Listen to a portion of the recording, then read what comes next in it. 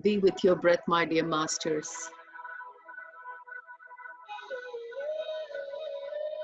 Focus on your breath as we continue to do our breath meditation this morning, Anapanasati meditation, being with our incoming breath and the outgoing breath. Be with your breath, my dear masters.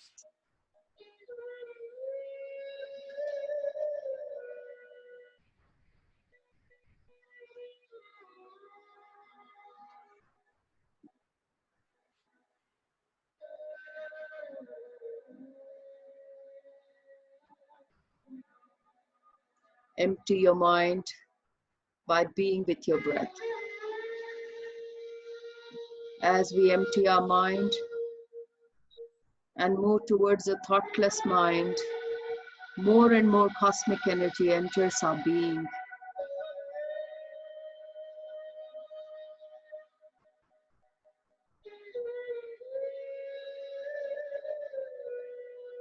Being aware of our breathing takes our attention away from thinking, from our mind, and creates that inner space where we can connect to our inner stillness.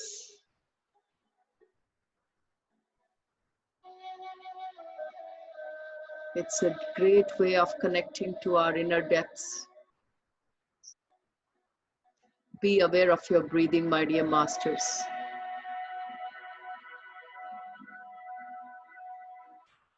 Notice the sensation of your breath.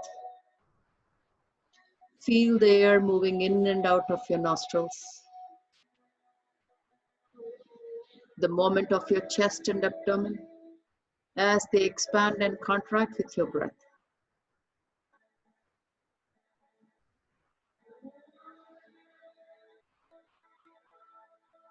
The more we are aware of our breath, the more its natural depth will re-establish itself.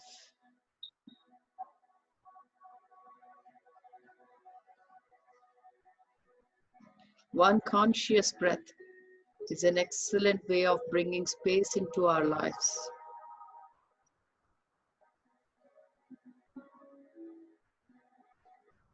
Breathing isn't something that you do, but something that you witness as it happens.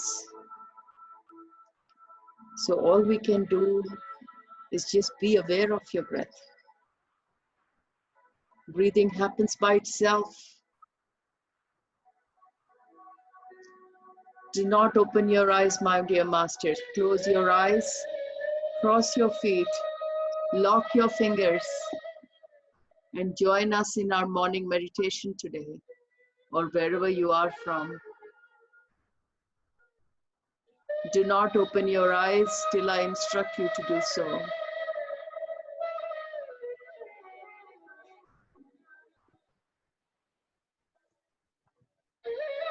Keep your eyes closed.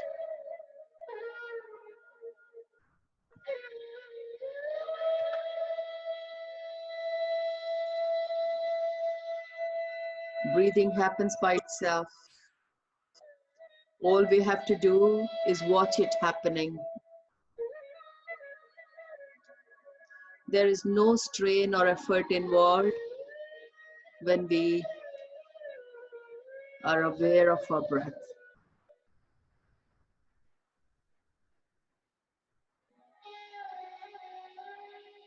As you notice your breath, as you are aware of your breath this morning, notice the brief cessation of the breath.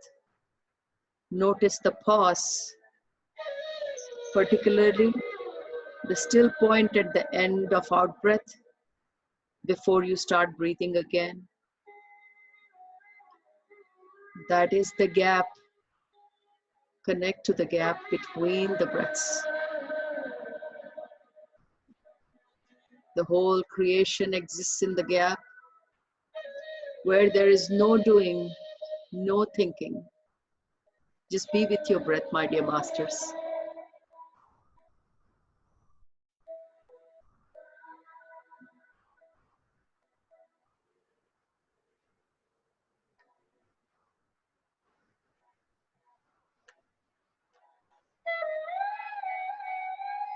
The fact that breath has no form is one of the main reasons why breath awareness is an extremely effective and efficient way to bring that inner space, the awareness, the stillness into our lives.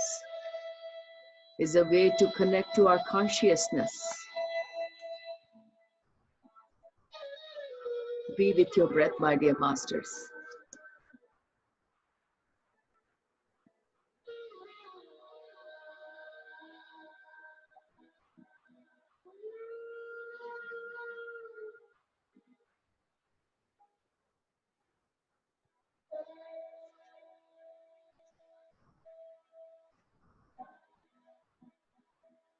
Being aware of your breath forces you into the present moment,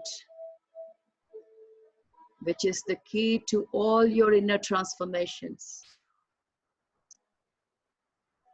Whenever you're conscious of the breath, you're absolutely present.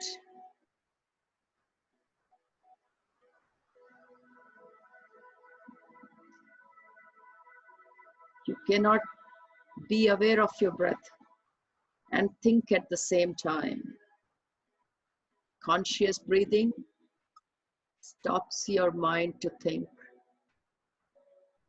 makes your mind empty. And in that emptiness of mind, you do yourself a big favor by letting the cosmic energy flow freely into you. Let the pranamaya kosha nourish itself as the life force enters your body, where there is no thinking and no mind involved.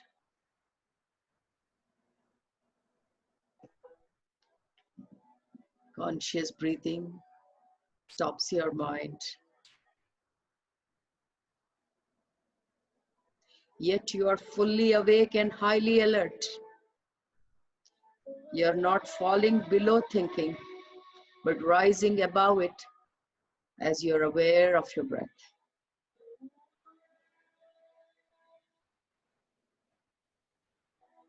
And if you look more closely, you will find that coming fully into the present moment and stopping thinking without loss of consciousness are actually one and the same, the rising of inner space consciousness.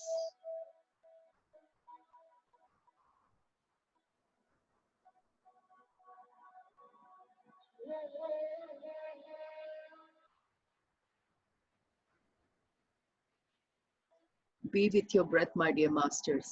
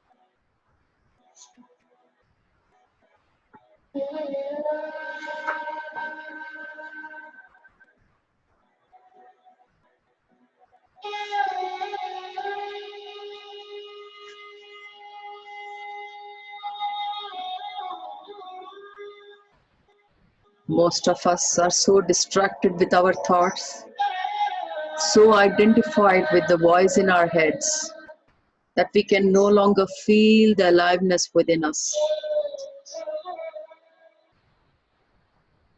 Anapanasati meditation connects you to that inner aliveness within you.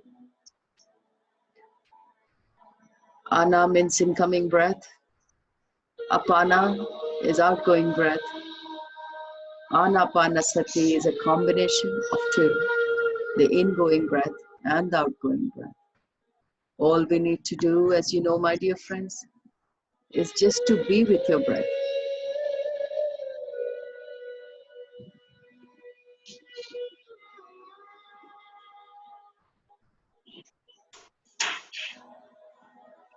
As you become aware of your breath, you can feel your body from within with high alertness.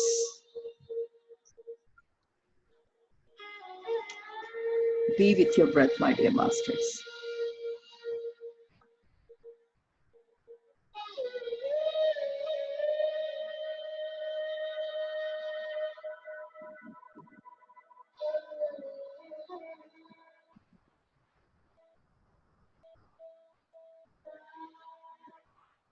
Your inner body is not solid, but it's spacious. It's not the physical form, but the life that runs the physical form.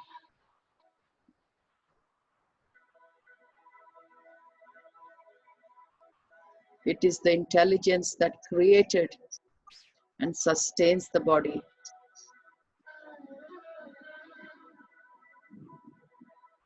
The human mind can only understand a fraction of the complexity of how this life runs. When you become aware of it, what's happening is that the intelligence is becoming aware of itself.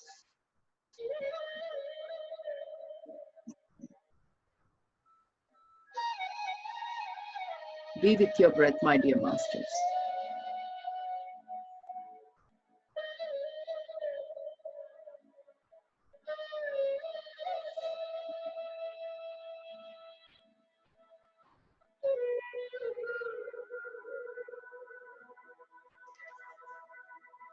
The physical body is a microcosmic version of the outer space.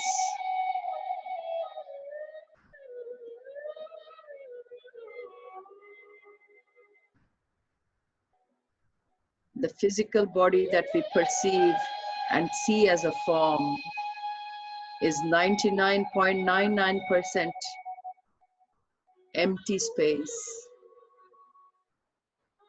This is how vast the space is between the atoms compared to their size. And there is so much space again within each atom. So there is a vast space between the atoms and within each atom. The physical body is no more than a misperception of who we are. As I said, it's a microcosmic version of the outer space. So your physical body, which you think is a form, reveals itself as formless when you go deeper into it. And it becomes a doorway to your inner space. Be with your breath, my dear masters. Although inner space has no form, it's intensively alive. That empty space that I was mentioning, 99.99% empty space, is life in its fullness, the unmanifested source out of which all manifestation flows. And the traditional word for that is consciousness, God, Parabrahma, any other term that you can relate to. That is what that empty space within you is. Thoughts and words belong to the world of forms. They cannot express the formless.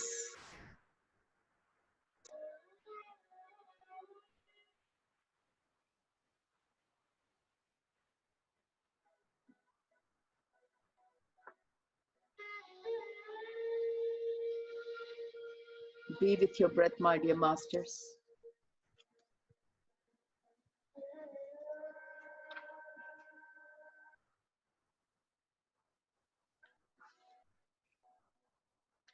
As much as possible, use awareness of the inner body to create space within yourself.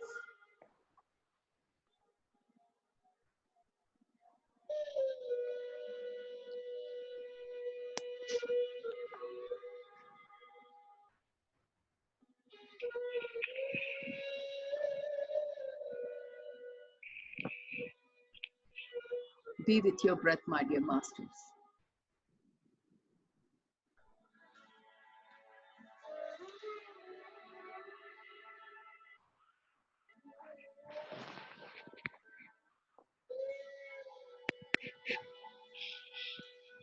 Do not engage in any thoughts.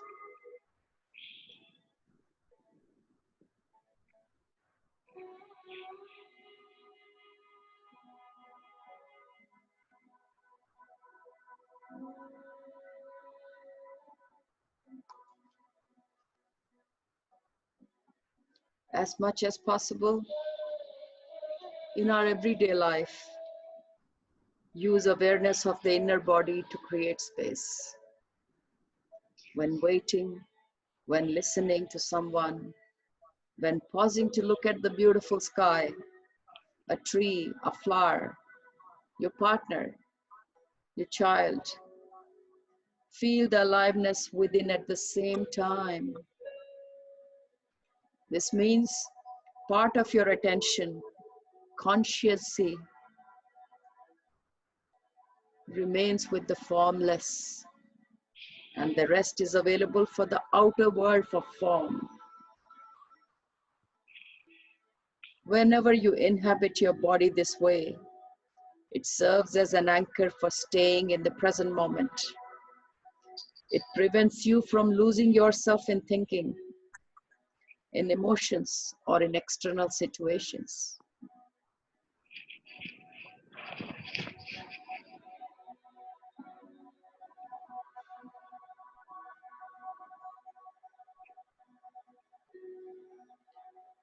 Whenever you think, feel, or experience, consciousness is born into form from formless.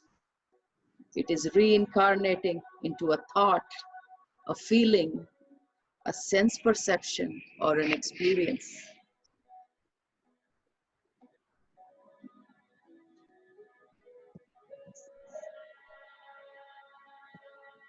The cycle of rebirths is happening continuously.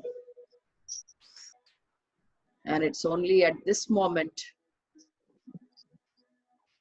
that you can get out of it by being fully aware.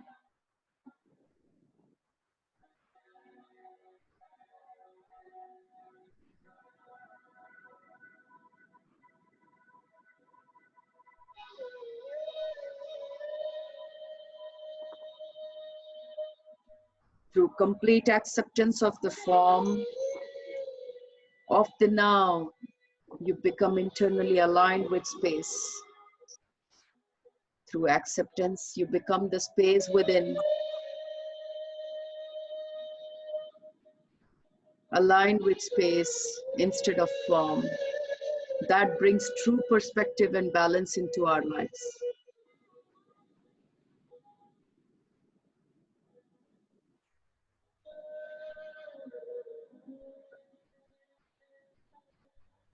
Just be with your breath, my dear masters. A beautiful way of being connected to our inner space.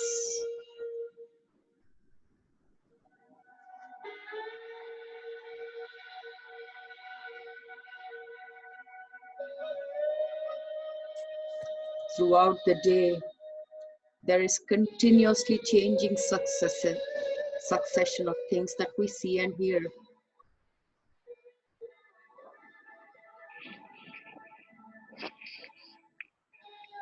There's usually a gap of alert attention in every activity which we do, and that is the inner space.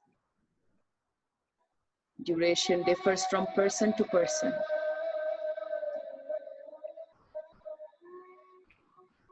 It is the gap between thoughts, gap between your actions, gap between your emotions,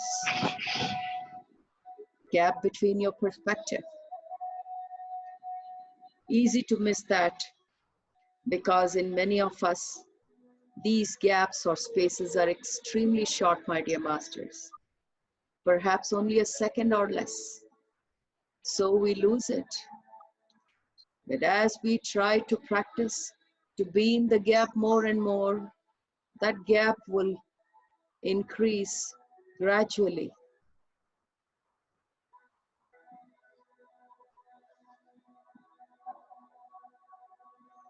a new sight or sound arises, and in the first moment of perception, there is a brief stop to the habitual stream of thinking.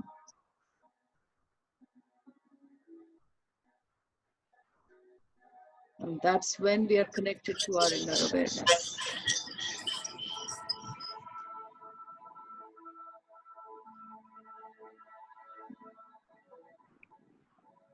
A very unusual sight sometimes can leave us speechless. And that brings a bigger gap.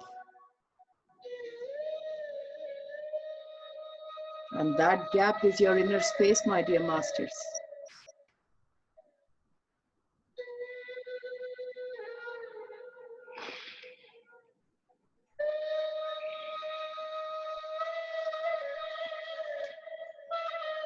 Be with your breath.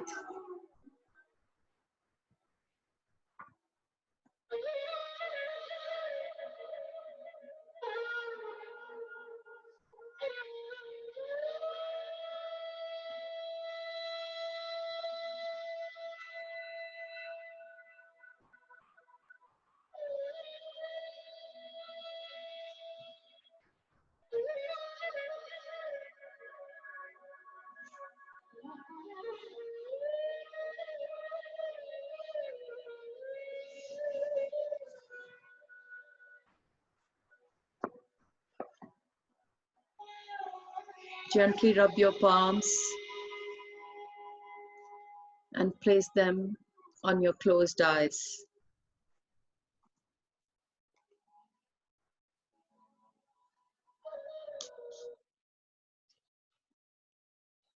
Ten, 9, 8, 7, 6, 5, 4, 3, 2, 1. Kindly remove your palms from your closed eyes and open your eyes as you get comfortable. As we continue with our session of awareness and consciousness, the 4th session of this workshop series, let's remind ourselves of the key takes or the key takeaways in the last 3 sessions. We started with any ups and downs in our life, whether it be happiness or grief. The mantra that we took along with ourselves is, this will pass too. When we remember the mantra of this will pass too, there is nothing that we cannot cope in this life. We talked about the gaps between our thoughts. Whenever we are thrown into unfamiliar situation, the mind stops thinking and the alertness comes into picture. And that's a beautiful way to connect to your inner space.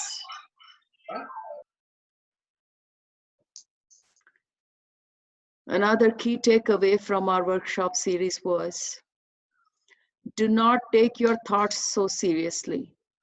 Mind wants you to think that every thought is the most important thing in your life.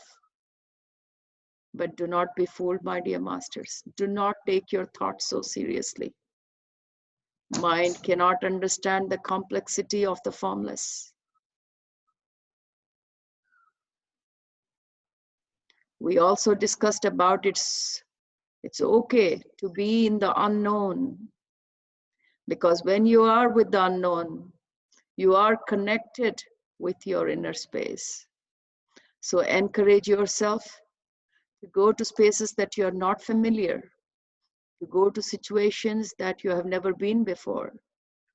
And then in that stillness, you will be connected to your inner space, your inner awareness. Whenever you're able to have a look inside yourself, to see whether you are unconsciously creating conflict. Conflict between what? Between the inner and the outer. Between your external circumstances, where you are, who you are with, or what you are doing, your thoughts and feelings. Can you feel how painful it is to internally stand in opposition to what is? We are fighting the flow of life every second.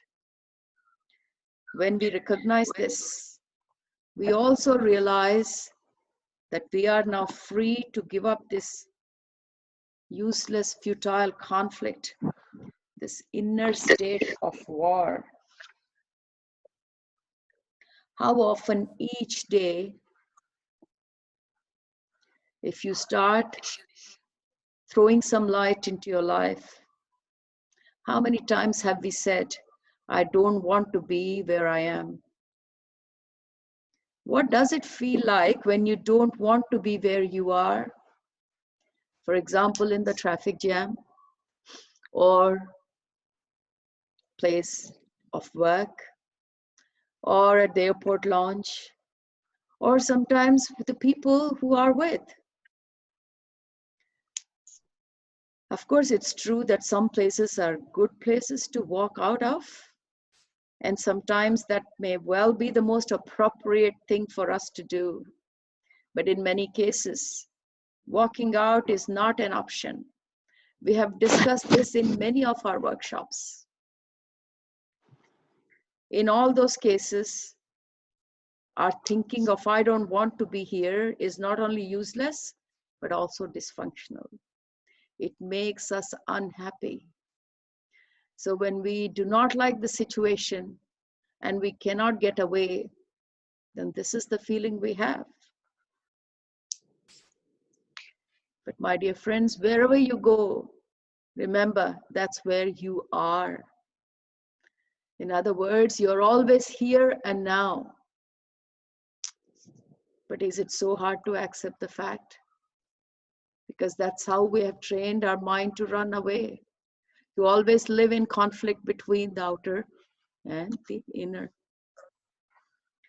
Do we really need to mentally label every sense perception, every experience?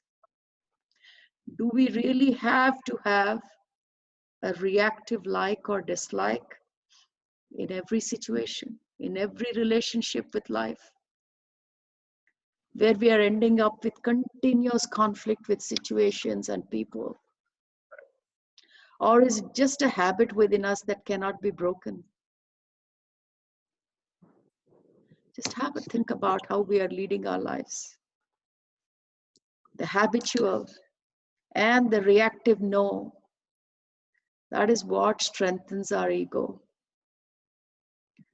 We are always living in the reactive mode.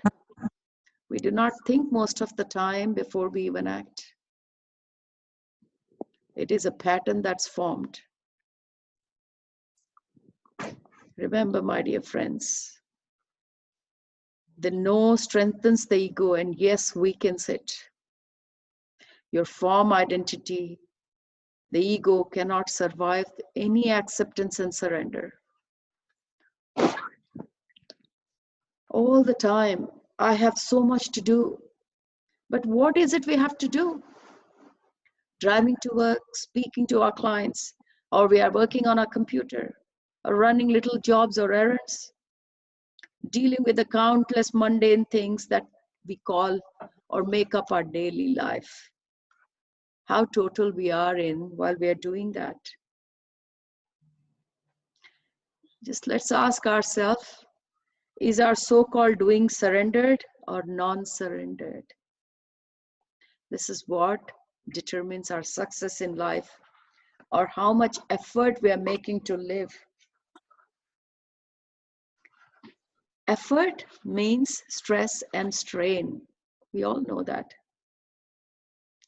That means we need to reach a certain point in the future or accomplish something. That's where the effort is. Always to be somewhere, to do something. Can you even detect the slightest element within you of not wanting to be doing what you're doing? Yes, most of the time. We still do it because we think we have to. That is the denial of life, my dear masters. And so, a truly successful outcome is not possible when you're denying the life flow. If you can detect this within yourself, can you also drop it and be totally with whatever you do? Because that's where the life force is flowing.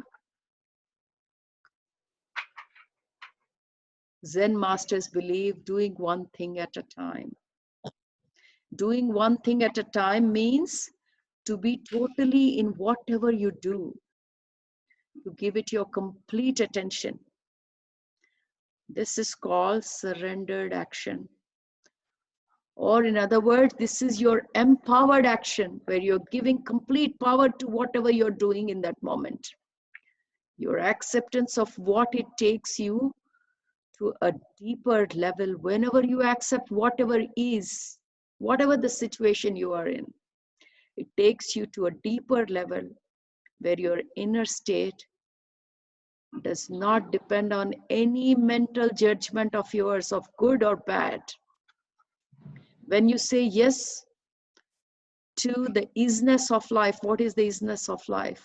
It just is. Wherever you are, life is. When you accept the moment as it is, you can feel a space, you can feel a sense of space within you that is deeply peaceful.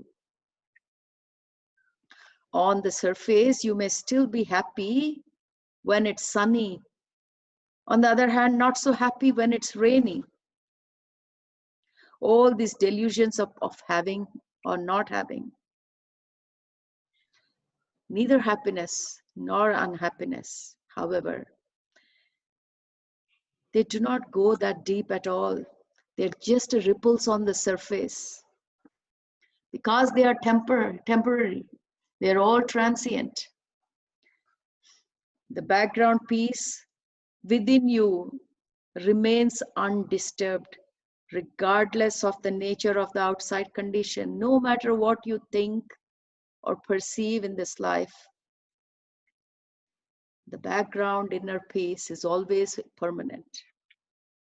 The yes to what it is in the present moment, it reveals a dimension of inner depth within you that is dependent neither on external condition nor on the internal condition of fluctuating thoughts and emotions.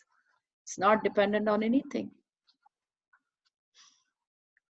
My dear masters, surrender becomes so much easier when you realize the fleeting nature, the transient nature of all experiences, and that the world cannot give you anything of lasting value.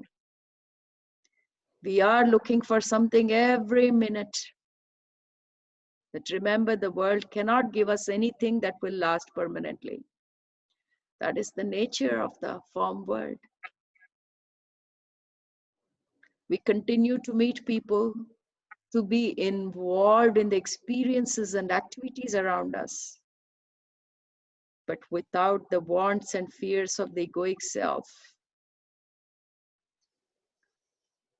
That is to say, we no longer demand that a situation, person, place, or event should satisfy or make us happy. So there is no expectation when we understand surrender.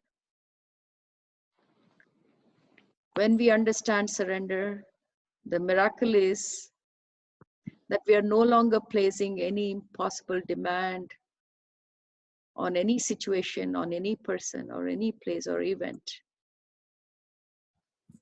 The whole experience becomes so satisfying, not only satisfying, but harmonious and more peaceful.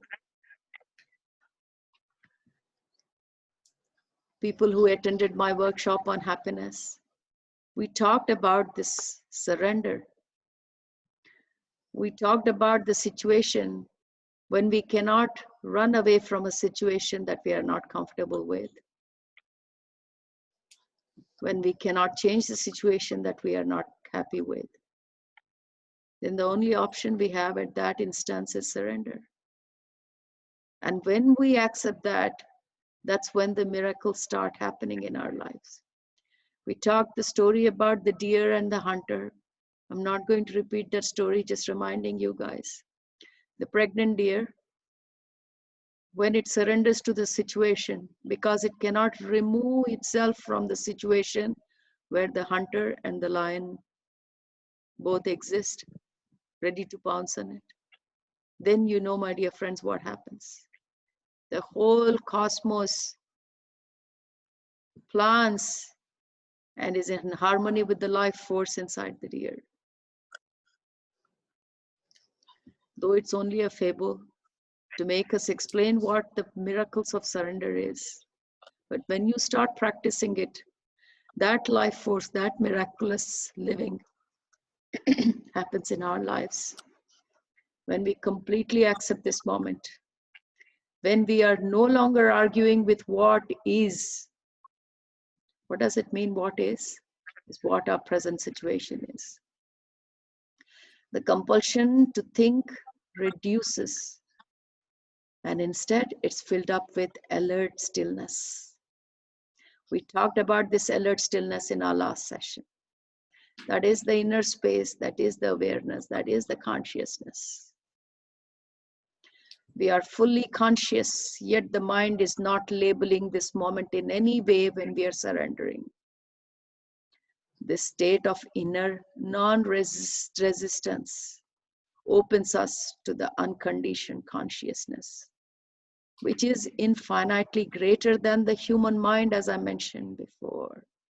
Do not try to judge your situations with the limited human mind, which cannot understand most of this creation. So when you surrender, the vast intelligence can then express itself through you. You're making yourself a channel to let the vast intelligence flow through you and assist you both from within and from without. That is why, by letting go the resistance that we are always fighting in our life, we find that circumstances start changing for the better. When you start reflecting in your lives, whenever you think that there is something injustice happening to your life, whenever you think, it may not be an injustice at all. It may be the right experience for you, which has come into your life for a lesson. But when your limited mind labels it as an injustice, which should not happen to you, you start resisting your life. And you cannot see any miracles or any changes in your situation. Try to change your thinking. And when you start accepting and surrendering to what is, then you will see, my dear master, circumstances change for the better.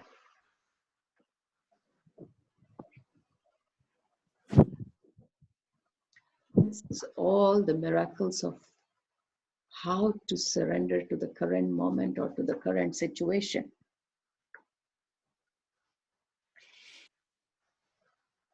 Surrender means surrendering to this moment, not to a story, not to a mind-made story.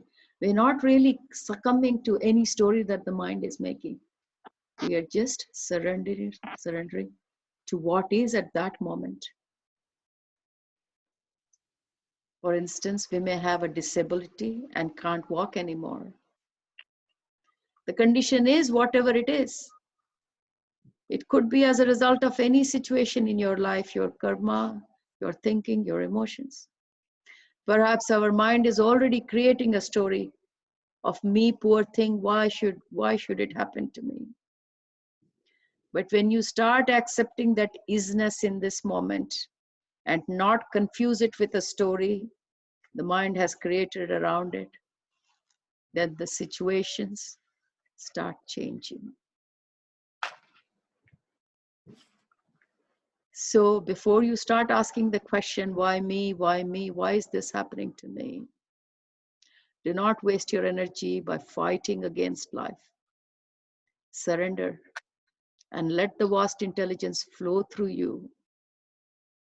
Even within the seemingly most unacceptable and painful situation is hidden a deeper good. And with every disaster, there is a grace, there is a seed of grace, there is a seed of hope. Never forget, my dear masters. Throughout history, there have been so many people who, in the face of great loss, great illness, great disasters, or even with great deaths around them, accepted the seemingly unacceptable. But what happened when they did that? They found the peace that passes all understanding. So whenever you surrender, the space that you get connected to, the channel that you become for the vast intelligence to flow through you, it's beyond your understanding of mind. So don't try to judge that by your mind. The peace that prevails us cannot be measured by the mind. Mind has no measuring tools to gauge anything that happens within that formless within us. But we always want to engage mind to determine what's happening.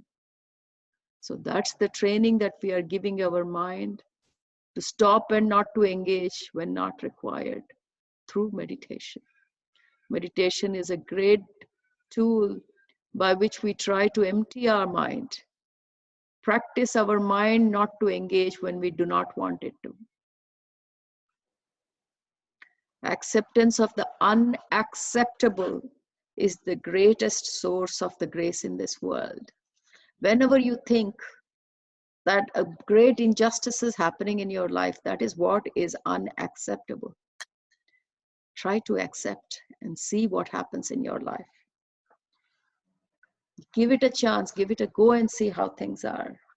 That is the beauty of surrender.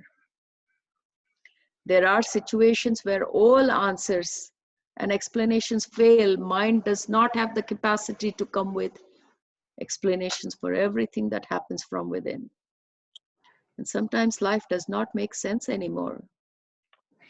Or someone in distress comes to you for help, and most of the time we don't know what to say. When we fully accept that we don't know, and we give up struggling for giving answers, using that limited thinking mind, that is exactly when greater intelligence can operate with us, within us, or through us. And even thought can then benefit from that, because then the greater intelligence will flow in our thoughts and inspire our thoughts. So it's okay to accept that we don't know. We don't have to know everything, because it's the mind that wants to be in control and think that I know everything. I can handle this situation. I can give you any advice. It's okay. Accept we do not know and surrender. Let the vast intelligence take control of the situation. Better ideas will come up, better thoughts will come up, better inspirations come up when you let the inner awareness engage itself. Sometimes surrender means giving up trying to understand. It's okay. Don't try to understand every situation if you can't. Sometimes surrender also means being comfortable with not knowing. It's okay. That was the example when I was asking in last 2 sessions to just drive somewhere into the wild without using your navigation map for maybe 15 minutes. It's okay. Be comfortable with not knowing.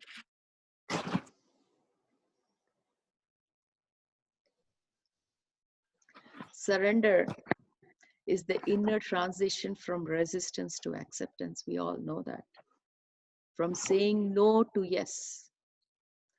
From stopping giving strength to your ego.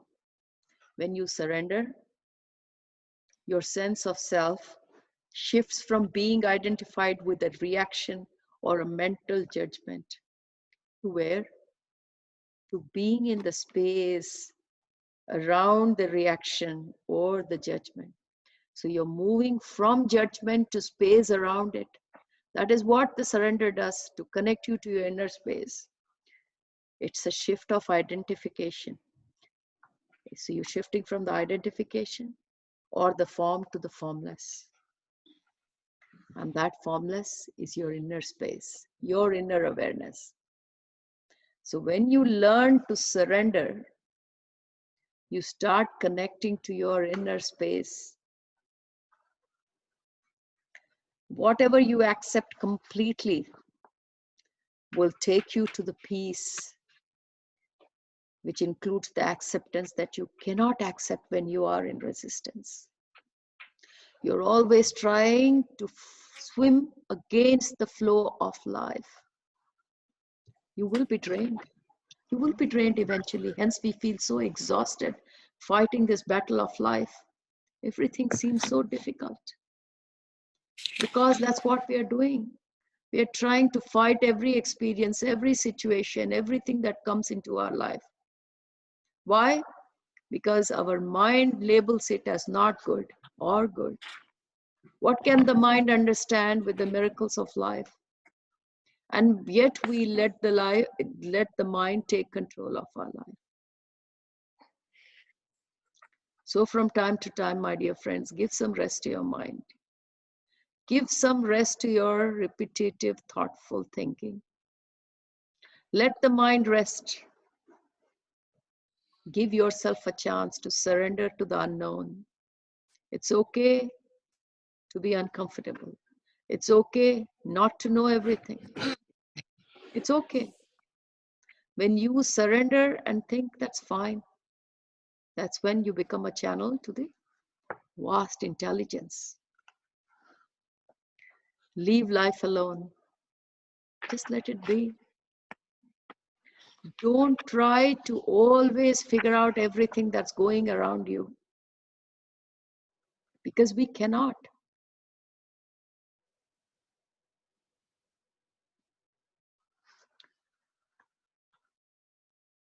We cannot live without thinking even for a second. And hence our whole life is defined by our limited thinking.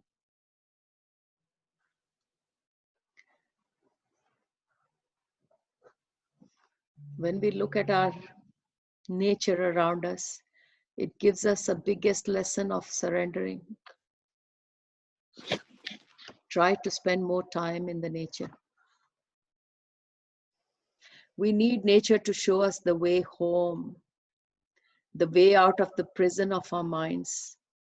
We have got so much lost in doing, thinking. Always we are doing something, thinking something, trying to remember something. Or if nothing, then we are anticipating something. We're lost in a maze of complexity and a world of so-called problems. Because that's what the mind is. Remember in the last session, I said, when we have nothing else to do, then the mind calls it boredom. And so we are forced either to open a magazine, try to read something, or switch on the TV to watch something, or we're trying to surf the internet. Not because there is a necessity, just because the mind has labeled this moment as boredom and is desperately trying to find something new to keep it alive. So what did we discuss last time, my dear friends? It's okay to be bored. It's all right. If there's nothing pressing happening in your life, try to get into the habit of just sitting there and observing that boredom. Just observe the boredom. Observe the emotions that are rising and falling, which is repeatedly saying, how boring is it to be in this moment? I want to get out of it. Sit there. Watch your emotions as they go up and down. Watch your repetitive thinking that says, do something, do something, do something. Just observe that. My dear friends, as you start observing that emotions, that restless thinking, eventually, in a minute, it subsides. And the more you start observing yourself, It is so peaceful to observe your emotions, observe your mind, observe your inner space. So next time when you think you're getting bored or you do not have anything important to do, hold yourself back the urge of opening a magazine or switching on the TV or switching on your computer or going on your WhatsApp chat. Do nothing. Sit there on the couch and just be aware of whatever is happening within you. If we have forgotten what rocks, plants, animals, the nature around, they still know. What is that? We have forgotten how to be still, how to be ourselves, to be where life is, here and now. That's what the nature is teaching us. Whenever we bring our attention to anything natural around us, anything that has come into existence without our human intervention, we step out of our prison of conceptualized thinking, the repetitive thinking. And then we start participating in the state of consciousness. With being in which everything natural still exists. This is how everything, the nature is existing, just being where they are.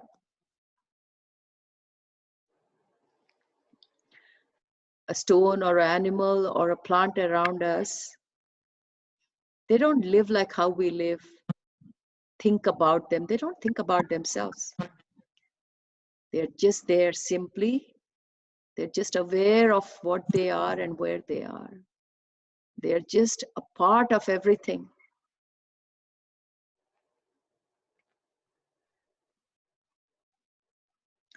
When you start being aware of the nature, so what is being aware of the nature? You don't start thinking about it. For example, if you are looking at a flower, how can you be aware of a flower? You don't start thinking about the flower. You're simply perceiving it. To hold it in your awareness, just be aware of it. Don't start making up a story about the flower. Do not engage your mind. Just be completely aware of the flower without engaging your mind. Then what happens? Then something of its essence will start flowing to you. You can then sense how still the flower is. And while you're sensing that stillness in the flower, the same stillness will arise in you. Then you can sense how deeply that sense of being is. Completely one with everything, and that's called oneness. And we will also come to a place of deep rest within us. That is the beauty of being aware of the nature.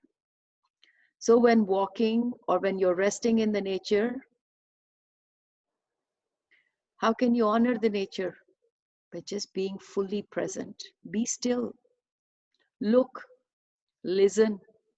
See how every plant and animal is just completely itself.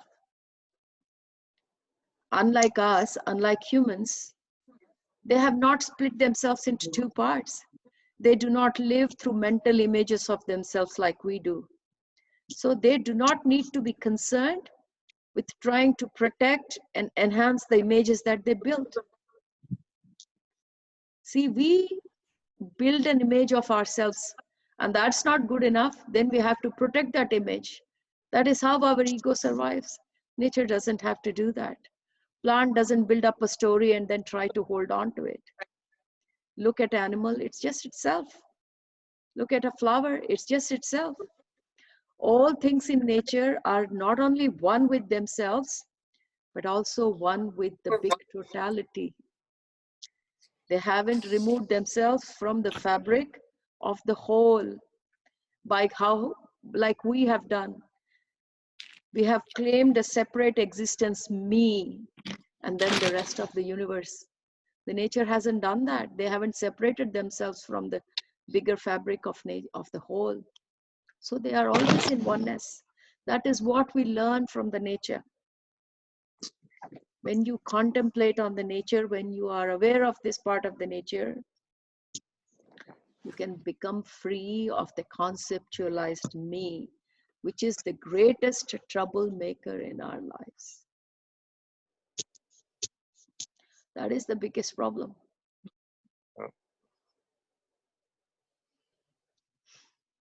So today, my dear friends, we have talked about how to surrender. It's not that difficult. We can look around the nature and see how not to engage the mind. Yes, we have been very lucky that being human being, we have been given this extra faculty where we can use our intellect. But like everything we have done so far, we have overused our minds to our own destruction, to the point that we have lost peace in our life. So now we have to undo that damage. And how are we going to undo the damage? By now training our minds to stop unnecessarily thinking.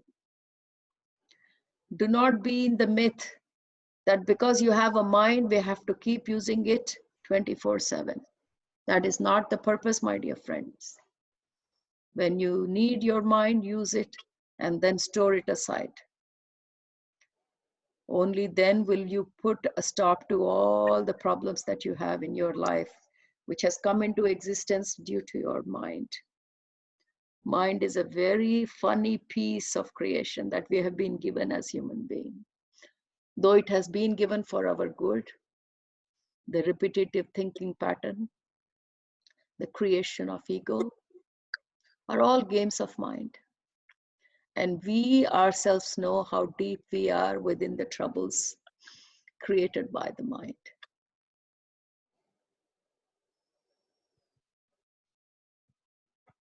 So, with that, I'm happy to take any Q&As.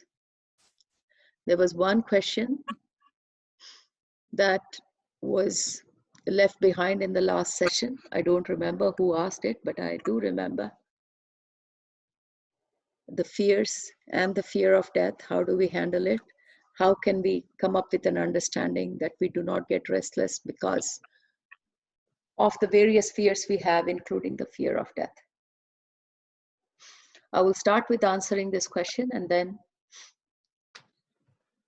we will go to other questions if anyone has. So first of all, let's try to understand what is happening within us. Where are these fears coming from? Doesn't matter if it's a fear of death or it's a fear of lack or fear of scarcity or fear of losing. They're all fears. So first of all, let's talk about the basic mechanism of fear. And then we will close this discussion with touching the fear of death as well. So first of all, let's understand what is this body with its thinking mind trying to do. It's trying to do a couple of things. Number one, it wants to be existing forever. That is one of the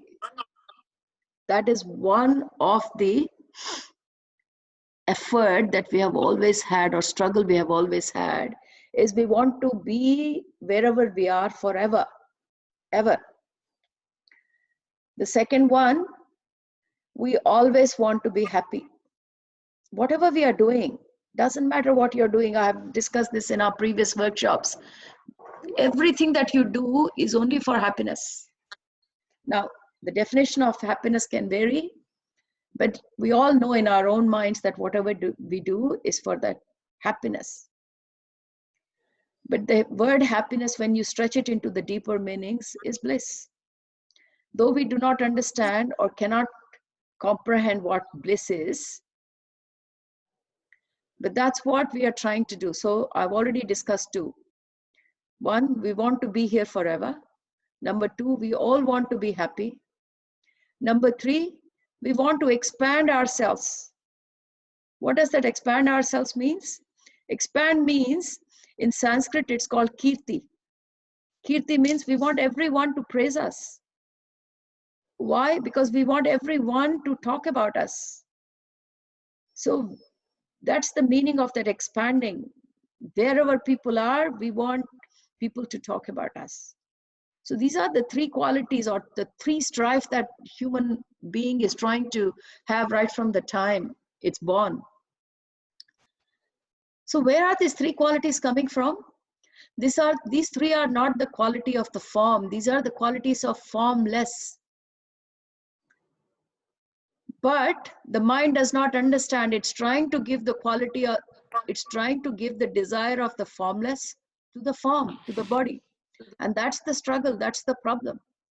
So let's talk about formless. Where did it come in the formless? The three things that we are all aware of is Sat, Chit, Ananda, Satchitananda.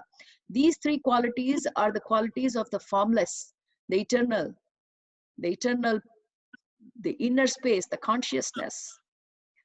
Sat, Chit, Ananda. So Ananda is your bliss. You want to be here forever. The soul is forever. And the third one, I said expansion. The soul can expand, your consciousness can expand. And these three are qualities of the formless. But because we do understand that it's coming from inside, but we are misplacing these three qualities from formless into form. These three qualities can never be the qualities of the form, which is the body. Why? Because the body is a sign of impermanence. It can never be there forever. When you're here, you cannot be present another place. So you cannot expand like how the consciousness does. And now the third one, the happiness. You are looking for happiness from things that are impermanent. So your happiness will never be permanent. You will always be craving for happiness from the things that are not permanent in nature, which will come and then go. And that is the reason why the happiness is not there forever. So I'm sorry if it is confusing you, but this is where it's coming from. The Satchit Ananda quality of the formless, we are trying to have it through our form body. And our form body, the physical body, cannot have these three qualities because it's not the nature of that. We have to understand that we cannot be eternally present in this physical body because its nature is impermanence. And now the discussion of fear and death, that is where the fear comes from. We want something which is not the quality of the body. And we do not want to understand that. We all understand that we have come through this cycle of birth and death through many incarnations. And every time you have to let go this impermanent, go in your consciousness, then come back with another form. So these forms have always been changing. So whenever we take an incarnation, why are we holding on to this form as if it's going to be there permanently? Body is not permanent. So the fears that are arising are, number one, because our happiness are linked to those things that are impermanent. We are trying to look for happinesses to stay here forever, and we know it's not going to happen.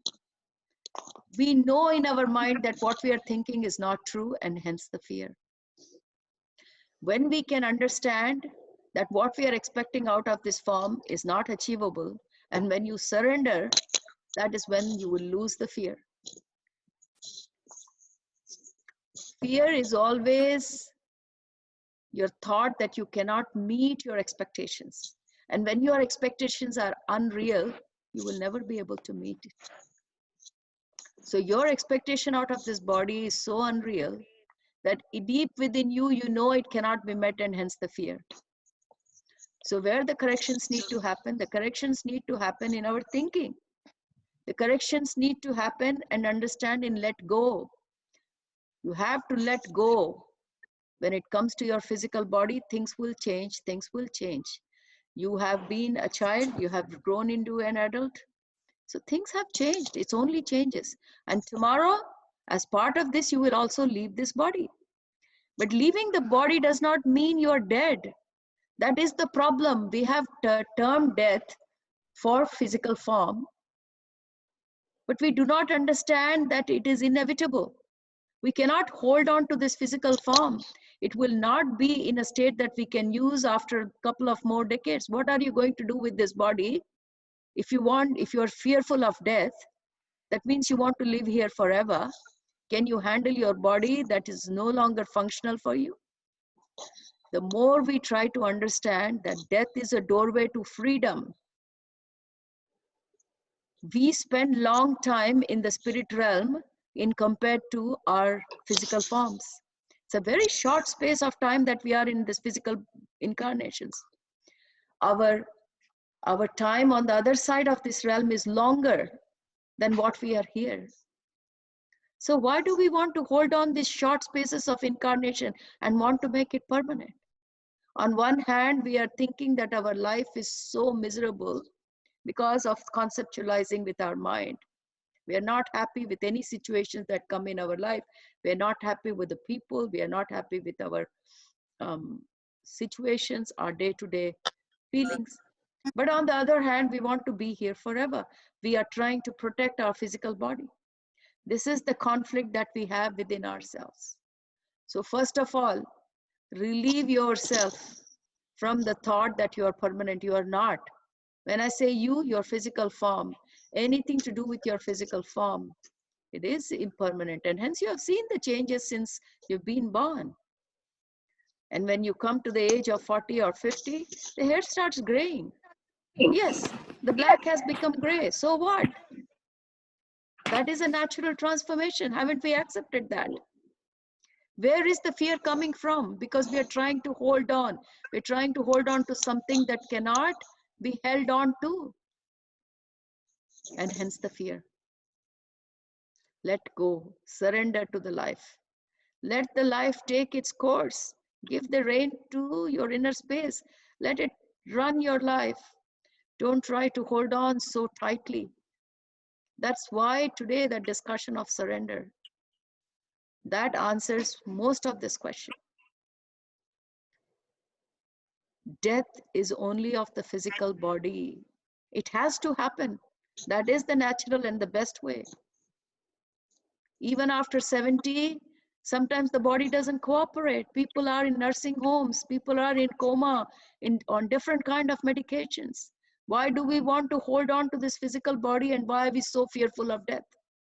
It's a very natural transition of this form. So when we understand the impermanence of anything that comes with this form, the fear goes away. Surrender. Don't think too much. Use your brain or use your mind only when required. Because we are using our mind non-stop for useless things, that's where the fear is coming from. Thank you. Any other questions? You can unmute yourself and ask me any questions that you have.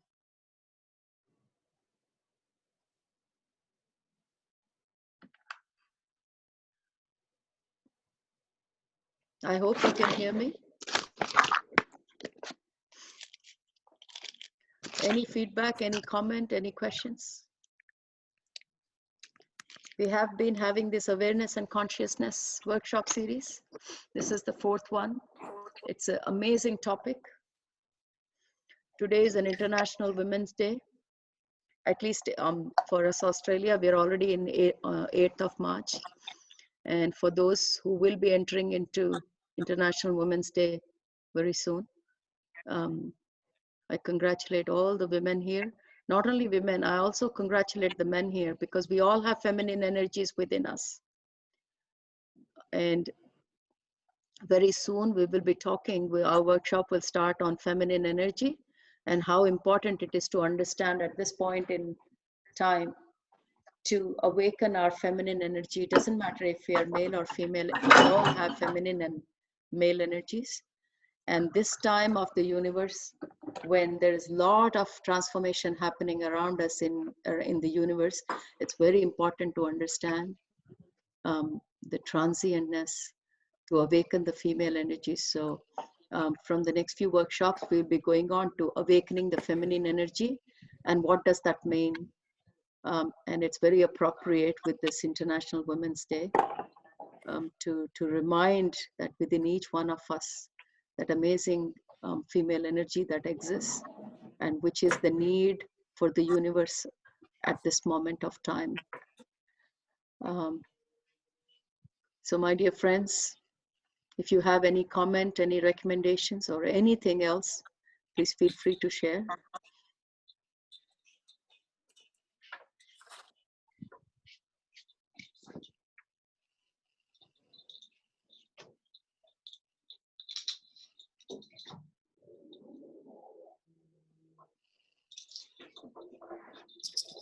Hello, Saroja madam. This is Srividya. How you're applying this awareness and consciousness sessions, key takeaways. Anything is welcome. This is a forum that we learn from each other. So feel free to share your feedback.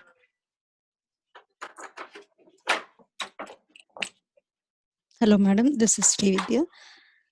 Can you hear me? Hello? Okay then. Thank you very much, my dear friends. We will close our workshop series here. I've got a chat here, so let me see. Hi, ma'am. This is Kalpana. I just want Thank to... you, Hema. I'm glad that you have got great insights into the fear of death. The discussion helped you. Hi, ma'am. Can you hear us? If there are any more questions or anything that you would like to discuss, or even if you want to give any support to the great Master Krupa who had her posting on our group.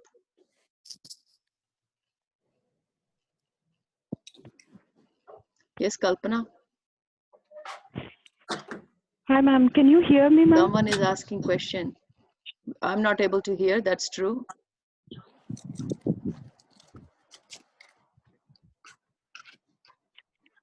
Yeah, go ahead. Can you hear me, ma'am? Yes, Haripriya, I can hear you now. This is Kalp. I don't know who. Yeah, I can hear you, whoever it is. Yeah, is that Kalpana? Yeah, ma'am. This is Kalpana, ma'am. Yeah. So from yesterday onwards, I was having a question of how to talk with kids and when they are doing something which is different from what we are expecting. So I was not able to explain them what to say, but your session told me today that I need to surrender and wait for the universe to give me the solution. So Oh, great. Thank you. Great, Thank you, Kalpana. ma'am. Sometimes Yeah, week, you're right, Kalpana. There are many situations where we don't know, what to say or what's the right thing. And many times children come to us because they have a feeling that parents have an answer for everything. But nothing wrong in accepting that, we don't know. And when we say we don't know and surrender, then that's when that vast consciousness will flow through us and will inspire us with the right answer. We do not have to use our limited mind thinking.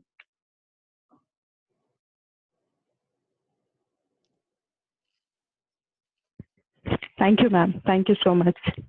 Thank you, Kalpana. Thank you.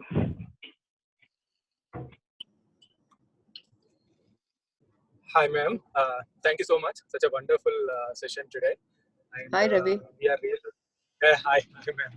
So I'm actually driving, so I didn't want to miss the session. So I just logged in and I was listening while I'm driving now. So thank you so much, ma'am. It's a wonderful topic today, and also looking forward for this feminine energy in the future that you are going to take. So when I was in Dhanama Chakra, I was like from deep inside, I felt like, oh, I need to understand feminine energy because our great guru, Patriji, is talking more and more about feminine energy. So I was like, yeah, and it's great that you announced your future workshop is on feminine energy. I'm looking forward for it, ma'am. Thank you so much. Great, Ravi. Thanks for the feedback. And last week, Patriji rang me up and he was asking me about my workshops.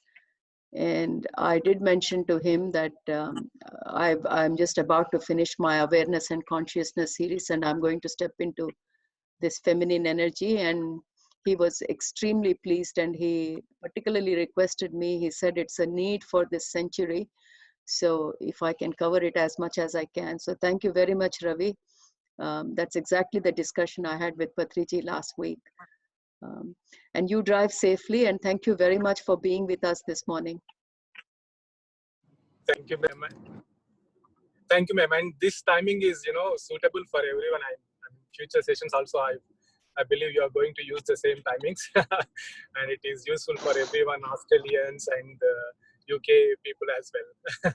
Yeah, I'm so glad about this feedback, Ravi. I thought so, because when I looked at the UK time and others, this time seemed to be okay to most of them, apart from a couple of them from India. But even then, they don't mind, they are very keen meditators. So I will continue to take this time slot on every Sunday morning. Please, yes, please. Yeah. And our group people also here in UK, they are like always looking forward for your sessions. Our, UK meditators here. Yes. Thank you very much, and thanks to all your good people. Yeah, thank you for your feedback, Ravi, and my best wishes to Joe and Pranahita. Thank you so much. Thank you, ma'am. Thank you.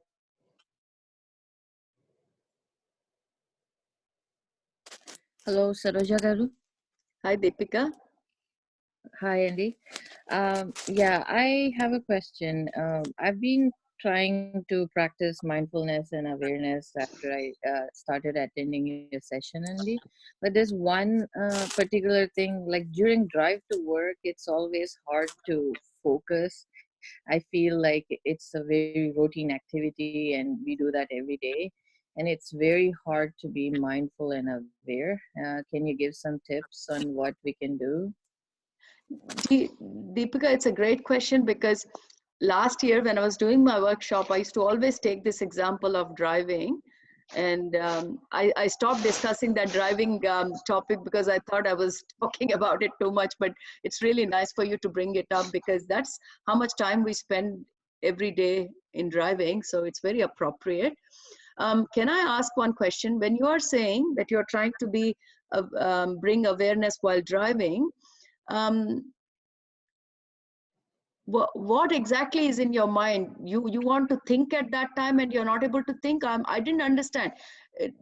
What would you like to do when you're driving? Do you like to keep thinking and you're not able to do that? Is that what you're saying? No, I don't. I just, when I start from home, I don't know how I reach work. So okay. That's my story from 20 years back, and that's what made me. Yeah, that's what made me really think, Deepika, when one day I got into my car from my garage, and 20 minutes later, it was 20 minutes, but I felt like next minute I was in my work car park, and I was really shocked that I didn't recollect one single thing on the way. And I understand your question. So number one, it is happening because couple of things. If you take a new route, normally you're always alert, because unfamiliar zone. So there's no room for just not being aware. So you're completely aware because everything is new. This unawareness happens when we do routine jobs, familiar situations, and then we go into autopilot mode. And sometimes autopilot mode means the mind has taken over and it wants to be in a zone where it's comfortable. So what do? I'll give you my example. What I do when I go into those, go on the same routes that I've been taking multiple times and it's a boring zone, I speak loudly to myself. I know you can do this when you're alone, but if you have a partner or someone, they might think you're stupid, but it's okay. You can tell them that it's an exercise of awareness. So you'd be surprised. I started training myself by saying, all right, now there's a light coming up. It's green in color, and as I go closer to it, yep, it's turning amber and red. And then I would look around and start describing anything that's significant. That makes me aware.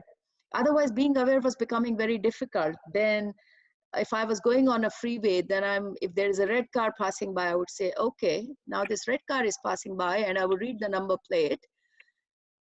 This is how I trained myself to become aware of the situation, because I was having the same issue that you were having. So as I started verbalizing what I was being aware of around me, I started coming in fully into present. So now it's become a habit for me. The moment I sit in my car, though I don't speak up loud, automatically I'm starting to be aware and I'm acknowledging it. So every now and then I make sure that I'm engaged into what I'm seeing. So if I see maybe a woman with her dog for a walk, then I would say loudly in my mind, okay, so there's a woman going, she's wearing so-and-so dress and she's walking. So it kind of affirms what I'm being aware of. So Deepika, my little tip is, you can use this. It worked for me to be aware when I'm driving. It can be the most challenging time of our day. Okay, Andy, thank you. I will try that. Thank you.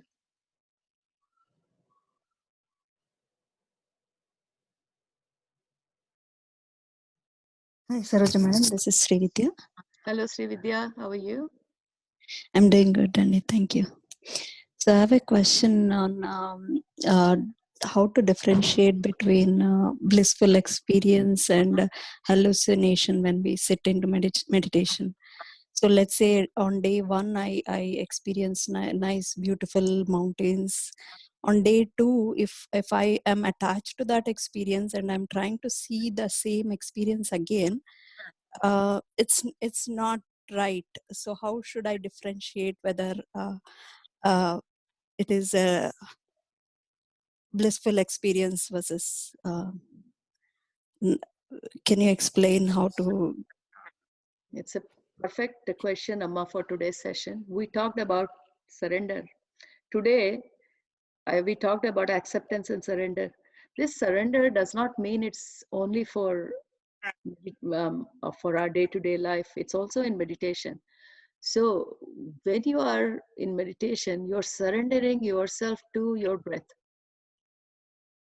Do not be attached to an anticipation. It's exactly the same thing that we discussed during our session. Mind is always anticipating something. So we are looking forward to something. And that's where the mind gets engaged. So in meditation, if the first time you see something, it's no expectations, because definitely it must have come out of your inner space. But after that, the expectations start. That means mind is playing its game. If you're hoping for something, that means you're engaging mind. So the story here is, stop engaging your mind. I know it's difficult, but this is meditation time, and that's what we're trying to do, to be with our breath. So with every incoming breath and outgoing breath, if you're having this anticipation, then you have to keep reminding yourself to let go. Now, how do you practice let go in meditation? I'm telling those tricks that I do. Hope it works for you. When you take your in-breath, that's fine. But when you're leaving your breath, try to sync with that breath and say, surrender.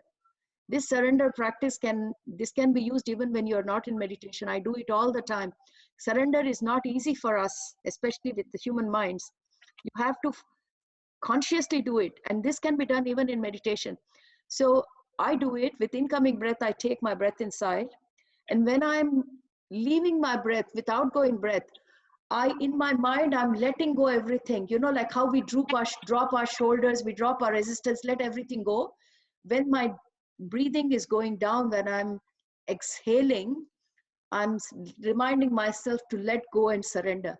So whenever I remind myself to surrender, that means I'm letting myself to be where I am with the situation, with here and now. And that is what is practicing, not anticipating things. You rightly pointed out, this is one of the issues with meditation. We start expecting things, but the rule is there is no expectations to be attached in meditation. But again, human mind, we do. Sometimes we go through one experience, we label it as happiness in meditation, because we cannot define bliss. Bliss cannot be defined in words. Bliss can only be felt. So it has to happen naturally. It cannot happen through mind. It can only happen when that consciousness flows uninterruptedly. But you cannot tell the consciousness how to flow. It's the natural phenomena.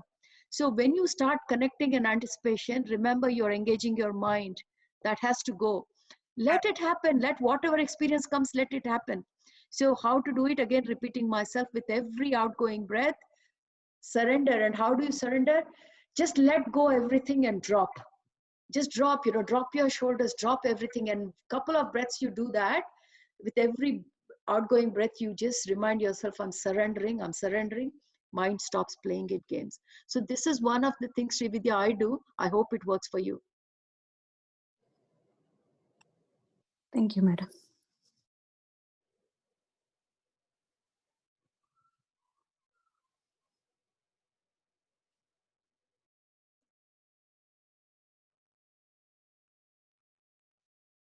Shilpa, do you still have this question of how do we differentiate between mind and heart when we are trying to get answers? Are you still there, Shilpa? Shilpa Kesineni.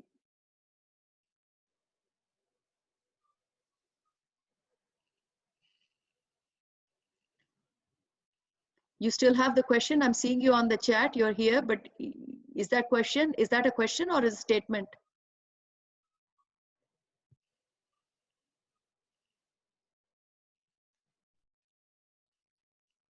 Okay, you still have the question. Okay, I got it from the chat. So Shilpa's question is, how do we differentiate between mind and heart when we are trying to get answers? So I'm not really sure which answers are you trying to get, but in the physical form, I can only give you examples. Maybe if you talked and give me an example of yours, it'll help me. But you're on the mute, so you can unmute yourself, Shilpa, or else I will try to interpret your question and give an answer to Bhagya. I'm going to answer you very quickly, but first of all, let me answer Shilpa's question. So how do we know whether we are engaging our mind or our heart? So when you're not in meditation and you have a problem and you're trying to think, that's obviously where we are engaging our mind, isn't it? We are trying to engage our mind and we are looking for an answer. So when you are constantly looking for an answer in your awareness, when you're conscious, that means you're not in meditation, and you have a question, for example, at work, you have to write a code, you have to come up with a project plan. You utilize your mind because you need a job to be done. That's a very clear mind game. So when is the heart being engaged? When you have put your mind to rest, when you are not consciously bringing. So whenever you are engaging mind, it's a conscious act. When you surrender, you're saying, fine, I'm not using your mind. When you know that you're not using your mind and you're totally aware in the present, and then whatever thought comes in your mind is coming from consciousness. So I understand when you say heart, you're saying your inner space. So I understand your heart as inner space. So when you are totally aware in the present, not engaging your mind, and whatever comes to you, that is coming from inner space. That's the only difference. You will know when you use your mind because you consciously do it. Okay, but when you make your mind blank, and so how do you do this? This is how great people have always got answers. I had talked about the examples of Ramanujam, the great mathematician. He used to ask a question and then just sit in meditation or just sit quietly in contemplation. Whatever came through, he just wrote it on a piece of paper. So when he was quiet, he knew he was not engaging his mind. It was the inner space, the answers were coming. That's exactly how we also can use our inner space. When we want the answer to come from the higher intelligence, just ask the question and just stop engaging your mind, be aware. And after that, whatever comes to you is from the inner space. That is one way of differentiating between where the answers are coming from. But otherwise, the way we are living our lives, it's not going to be easy to differentiate whether it's your mind or your heart. You have to practice that. Put a question, go back into your meditation. Why go back into your meditation? Because you know that in meditation, you're not engaging your mind. But if with open eyes also, you can practice not to engage your mind, then the answers are coming from the higher intelligence. So that's the answer. She's saying, I have started doing meditation and it's been 40 days now. Earlier, I was very conscious, and now in between, I'm sleeping while meditating, just wondering, is something I'm doing wrong while doing meditation? Uh, okay. Bhagya, this is a question of many meditators. When you are sitting in meditation, you always feel that, you know, you have dozed off or you have gone in deep sleep. So you're not the only one. But remember, as long as when you're sitting down and you're meditating, as long as you're not falling on the floor, you're not sleeping. If your head has fallen forward, it's fine. If you have heard the experience of meditation, number one, your body becomes light. Number two, your head becomes heavy. So when your head becomes heavy, sometimes it becomes heavy like a granite. So normally you can hold your head, but in deep meditation, one of the meditational experiences which is very common is your head becomes heavy and head becomes like a granite and then it drops forward. So we think that we are sleeping, just the head falls forward, but the body is still sitting. If that is your situation, nothing to worry. You're not sleeping. This is called yoga nidra. It is perfectly okay. So if you're falling on the ground and sleeping, then it is sleep. But I'm sure you're not falling on the ground, and your question is exactly because your head is falling forward and you feel that you have lost track of the time. That's what happens in meditation. You lose track of the time because you're not engaging your mind anymore. So you're not sleeping. Trust from me. So many friends and so many co-meditators have asked me this question repeatedly. And I go through this. When in deep meditation, I'm not aware, my head is falling forward for half an hour, 40 minutes. I've lost track of time. So it's not sleeping, my dear. You're still in meditation. Hi, madam. Hi, Navina. Good morning, madam. Good morning. So nice to have you. Yeah, wonderful session, madam. It was so nice. Yeah, the timing was also, it's so good for us, madam.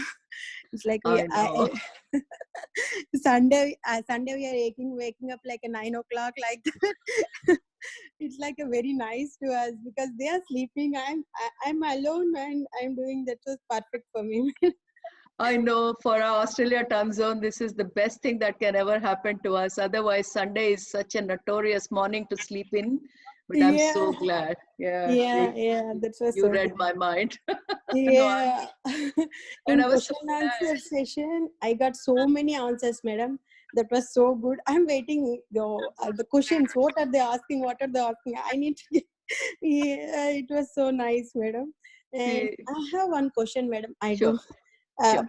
I'm able to ask. I don't know. In women's having problems and every month like that. That at that time I'm getting so many irritation like so much like that. How to control that, madam? Every time I'm thinking, yeah, okay, I'm understanding every time, but sometimes without knowing me, I'm getting irritated. At that time, for that question, I need to ask. Yeah. Um, this is, you know, Navina, there are so many women out there who have the same issue, isn't it? But Yeah.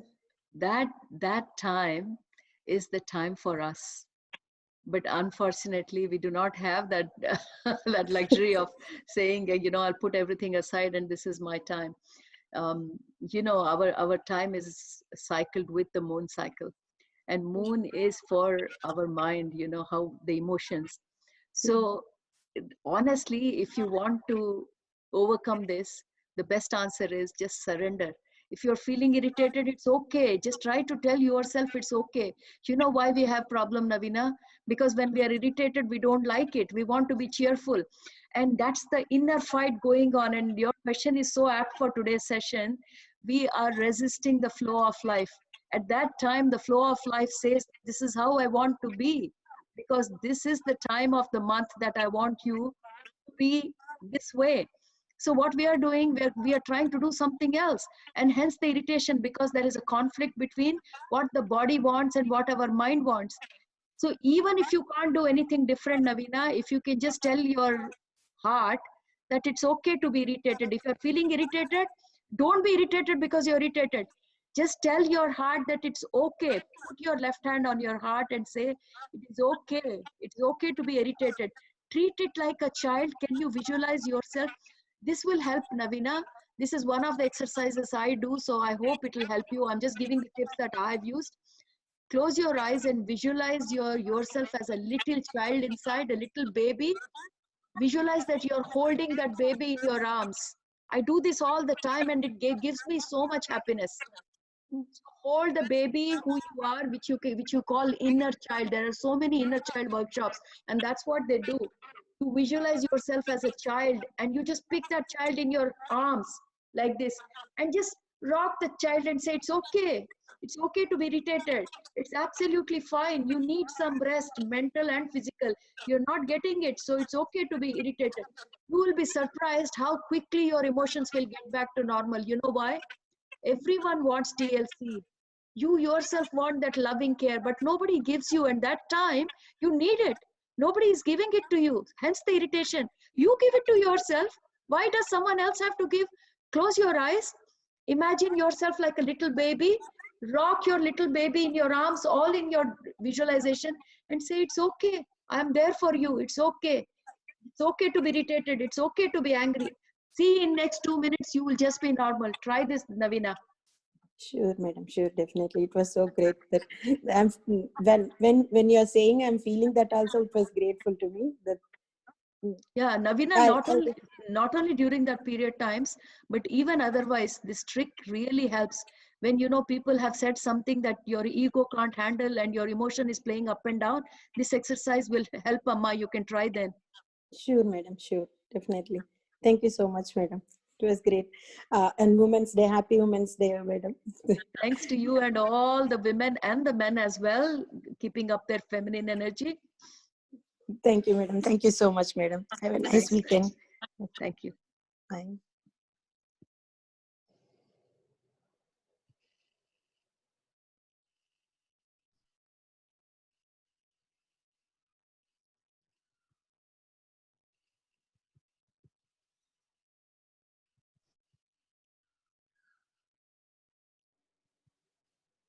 Any more questions?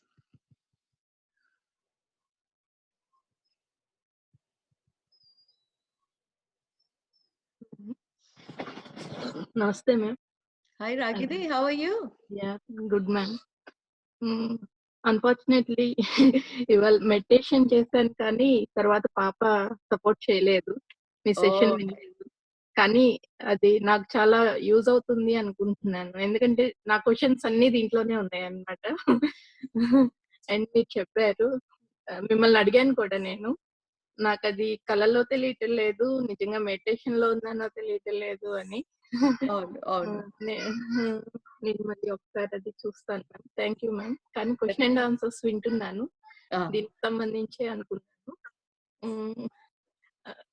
Still ma'am, నేను meditation లో కూర్చున్నప్పుడు ఆలోచనలు వస్తున్నాయా రావట్లేదా కూడా అర్థం కావట్లేదు ma'am. Present నా సిచ్యువేషన్ ఏం చేయాలో అర్థం కావట్లేదు. అమ్మా, నువ్వు ఎందుకు వరి అవుతున్నావు? అసలు ఆలోచనలు వస్తున్నాయా రావట్లేదా అని ఆలోచనలు అసలు నువ్వు కూర్చోగలుగుతున్నావు కదా? 1 hour 1.5 hour ఊరికే అయిపోవటం. మరి ఎందుకు వరి? ఎందుకు నీకు ఆలోచనలు అన్న థాట్ ఎందుకు వస్తుంది నీకు? కరెక్ట్ గా చేస్తున్నానా లేదా అని చిన్న డౌట్ మ్యామ్. అది పోవట్లేదు రాగిని. ఆఫ్ ఆల్ నీకైతే రాకూడదమ్మా. నీకు వచ్చిన ఎక్స్పీరియన్సెస్ కి నీకు అసలు డౌటే రాకూడదు. ఇంకా నీకు ఏం ప్రూఫ్స్ కావాలి చెప్పు? ఆస్ట్రల్ ట్రావెల్ ప్రూఫ్స్ వస్తున్నాయి, నీకు థర్డ్ విజన్ వస్తుంది. ఒకటే నీ ప్రాబ్లం ఏంటో, ప్రాబ్లం అని అనుకోకు తప్పుగా. ఏమిటంటే ఎక్స్పెక్టేషన్. ఇన్నిసార్లు ఇన్ని ఎక్స్పీరియన్సెస్ వచ్చినప్పుడు ఎక్స్పీరియన్సెస్ రానప్పుడు మనకి డౌట్. మైండ్ ఎంగేజ్ చేస్తున్నావా, అందుకే మెడిటేషన్ కుదరట్లేదా? అదేం కాదమ్మా. ప్రతిసారి సేమ్ ఎక్స్పీరియన్స్ రాదు. We have to accept that. వచ్చినప్పుడు ఎంజాయ్ చేయి, వచ్చినప్పుడు whatever you are getting make the most of it. రానప్పుడు ఏమీ లేకుండా ఉంటవే బ్లిస్ అమ్మా. ఈ ఎక్స్పీరియన్సెస్ అన్ని దే ఆర్ ఇంటర్మీడియట్ పాత్. ఇవన్నీ దారిలో మైల్ రాళ్ళు లాంటివి ఎక్స్పీరియన్స్. అల్టిమేట్లీ ఆ బ్లిస్ కి ఏమి ఎక్స్పీరియన్స్ ఉండదమ్మా. అందులో ఏమి దృశ్యాలు కనపడవు, యాస్ట్రల్ ట్రావెల్స్ ఏం అవ్వవు. ఇవన్నీ దారిలో ఉన్న మైల్ రాళ్లే. నీకు గనక ఏ ఎక్స్పీరియన్స్ లేకుండా మెడిటేషన్ అయిందంటే ఆ రోజు ఇంకా ఆనందించు, బెస్ట్ మెడిటేషన్ అయిందని. Okay ma'am. అయితే ఇవాళ క్లారిటీ వచ్చింది. అదే ఏమీ అర్థం కాలేదన్నమాట, కొంచెం చిన్న డౌట్ ఉందన్నమాట. ఇవాళ క్లారిటీ వచ్చింది మ్యామ్. Thank you ma'am. అస్సలు వరి అవ్వకమ్మా. నాకు లేదు నీ మెడిటేషన్ మీద డౌట్, నీకెందుకమ్మా? అది చిన్నప్పటి నుంచి కొంచెం అది ఇంకా పోవట్లేదు మ్యామ్. నా మీద నాకు కొంచెం కాన్ఫిడెన్స్ లెవెల్స్ తక్కువ. ఇక్కడ కొంచెం మెడిటేషన్ లోకి వచ్చాక కొంచెం పర్లేదు అనిపించింది. ఇంకొంచెం ఇంప్రూవ్ చేసుకోవాలి మ్యామ్ నేను. నువ్వు చాలా చేస్తున్నావు అమ్మా. చంటి పిల్లతో నువ్వు అన్నన్ని గంటలు మెడిటేషన్ చేయటమే గొప్ప. There is nothing more for you to do. Just keep continuing నాన్న. ఏం చేస్తున్నావో కంటిన్యూ చేయి. Okay ma'am, thank you ma'am. Thank you. And కొన్ని బుక్స్ కూడా నేమ్స్ కొంచెం నాకు చెప్తే నేను ఈ ఫోరం లోనే చెప్తాను. నేను నీకు రాంపా బుక్స్ అన్ని లిస్ట్ రాస్తాను. The stage at which you are in. నేను నీకు లిస్ట్ పంపించానా రాంపా బుక్స్ అన్ని? లేదండి. ఓకే, ఎవరికో పంపించినట్టున్నాను. నేను ఆ లిస్ట్ పంపిస్తాను. సో నా దగ్గర PDF కాపీస్ లేవమ్మా, but I'm sure you can find it on the internet. అంటే నేను ఇండియా నుంచి తెప్పించాలనుకుంటున్నాను మ్యామ్ కొన్ని బుక్స్. ఇండియా నుంచి అయితే నీకు చాలా better. They are very cheap and they are very good copies also. Almost 14 books ఉన్నాయమ్మా. నువ్వు ఉన్న స్టేజ్ కి, నువ్వు వస్తున్న ఎక్స్పీరియన్సెస్ కి నీకు ఎంత, it's such a beautiful explanation. నేను నీకు ఆ రాంపా సిరీస్ అన్ని పంపిస్తాను. Lopsang Rampa is a great Tibetan master. అలాంటి మాస్టర్ అసలు ఈ సెంచురీలో మనకి రావటం ఇస్ అ గ్రేట్ థింగ్. ఆయన ఎక్స్పీరియన్సెస్, ఆయన స్టోరీ, అదంతా ఒక్కొక్క ఎక్స్పీరియన్స్ మనకు ఒక్కొక్క లెసన్. సో నీకు ఆ లిస్ట్ అంతా పంపిస్తానమ్మా, Lobsang Rampa. And I might put it on this platform. Ragini, నువ్వు ఈ సెల్ఫ్ ఎంపవర్మెంట్ ప్లాట్ఫామ్ లో ఉన్నావా గ్రూప్ లో? ఉన్నాను. అంటే గ్రూప్ లో యాడ్ అయ్యాను అనుకుంటున్నాను. ఓకే, అందులోనే పంపిస్తాను. సో ఇంకెవరికైనా కావాలన్నా they will grab it. Okay okay ma'am, thank you ma'am. Thank you. Right అమ్మా.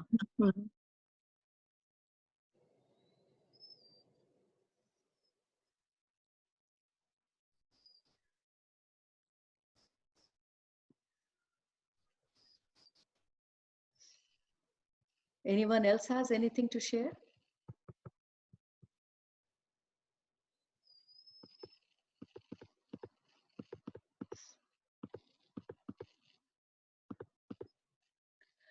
So next week onwards, we are going to start a beautiful session on feminine energy. The things that we are going to talk, you will be so pleased that this kind of information and intelligence which we have never shared in the past. So it's going to be an amazing session. And as I mentioned, Ravi from UK did talk about that he was so interested in knowing. And last week, as I was talking to Patri sir, he especially requested me to start this topic because it's the need for the century at the moment to understand how feminine energies work within us. So it's going to be an amazing journey for us all. So as we said, I think we will stick to this time. I know there are just 1 or 2 people who would like the time to be changed, but I think most of us time is quite good. So if people do not have any questions, then I might just wait for a minute or two. And Madam, Subhadra here. Subhadra, how are you? Yeah, good madam. Good morning. How are you? Good morning, Amma. Good morning. How's Canberra? Cold today? Yeah, it's getting cold. Yeah, night times. Yeah, we don't have much summer either in Melbourne. Usually, I feel like cold, but after meditation, when I come out, just I'm touched by this breeze, and I'm enjoying. Oh, wow, it is nice. Fantastic. Yeah. Yeah, I would like to share one experience this morning I had. Oh, good. Actually, I had guest actually yesterday from India, so we just was chatting till 3 o'clock, and I went to bed 3. But I was just and remembered suddenly, oh my God, this morning like I'm having a class, but how can I make it up or not? But at 5:45 before my alarm got, I heard a voice like, "Ma Subhadra, Ra." So I was in really deep meditation. I'm sorry, I was deep in sleep, and I thought it was my mom, like maybe my baby needs something. So I just woke up and I saw around, but no one there. Then my alarm ringing. Oh my God! Then when I was listening to this class, then I'm able to match up the voice. Oh, okay, that was the voice I heard this morning. Nana, this is fantastic, Amma. And Subhadra, I'm so glad that this happened to you. because you had so many questions in the last few weeks. You are on the right path, Amma. This shows you are on the right path. Masters are coming and waking you up. You know what? This is what so many spiritual books have written. But people ask me, is that true, madam? Really, does it happen? So it's so nice to hear from you when you're telling. It is true, Amma. What you have heard is true. And because of your intention, your intention is so high that you want to be here, that the whole universe will help you to wake up and come here, Amma.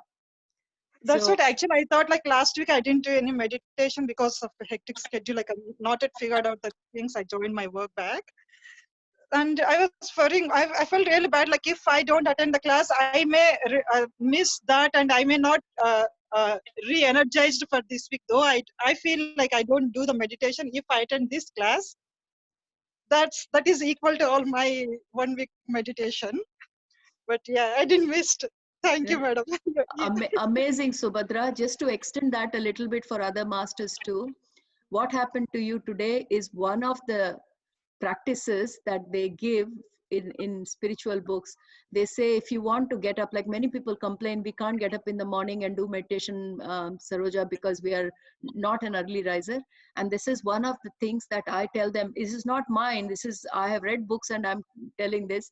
Before you go to sleep, if you can just request all the masters, your guides, to help you, wake you up, you know, they come and help you. Exactly. And this is exactly what happens. They explain.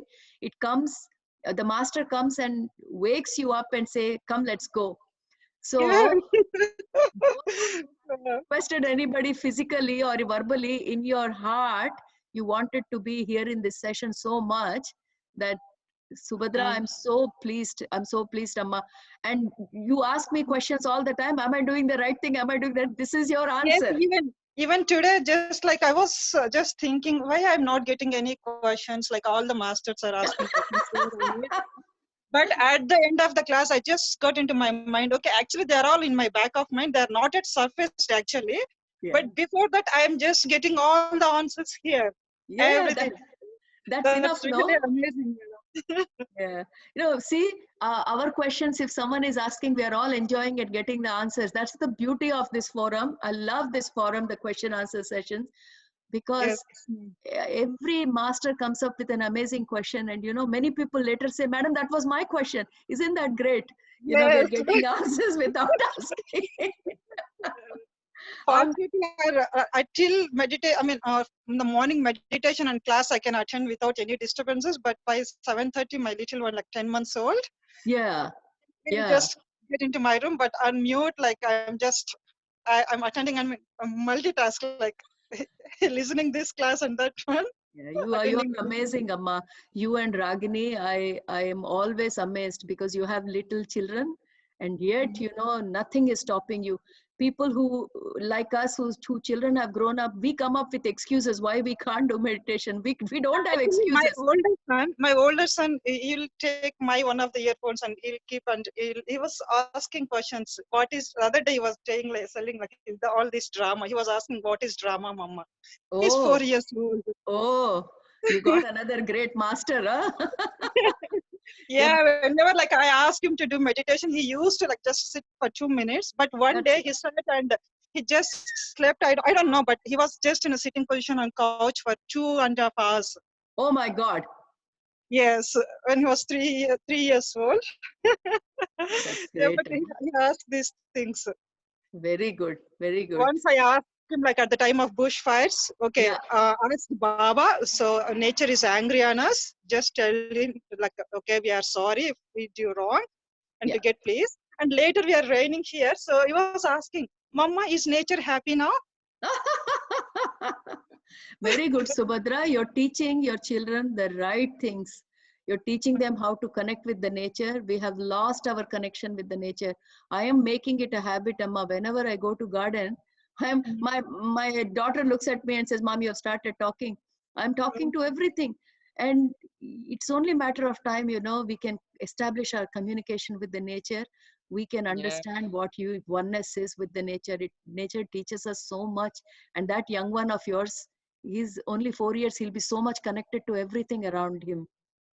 Yes, I think, ma'am. Yeah, I'm Wonderful, something Amma. yeah. That's what I wanted to share these experiences. You made my day. You came up with such things that I tell people, but having a experience is worth 1,000 words. So I'm so glad. This is exactly what I used to tell them, that you don't have to worry. Master will come and wake you up, and this is exactly what I used to tell. And actually, after that, I got alarm and then I snoozed and again slept. But again, after 15 minutes, oh my God, masters called me and how come I'm sleeping? Okay, come on, get up. Then Good I on you. joined the Good on class. you. Thank you very much for sharing. Really And I appreciate it. tried this auto writing other day, but Did, I did you couldn't. did you start again? Yes, once I tried, but this week was all busy. But I tried once, but message like I was thinking, I told you right before, like to improve communication skills. There I was Yeah. thinking I may be bad, but I just got the answer. No, you are able to. I'm able to. Subhadra Bharati able to. I wrote that one, and I Beautiful. just started ask, but I just writing Janam, Janam, Janam, Janam. Then I got my okay. A Very- lot of Janam we need to practice. Yeah. Yeah. I'm Yes, telling that's it. you, communication is not going to be difficult, because I know a woman in India. I Mhm. can also give her name. Her name is Soumya Krishna Mohan.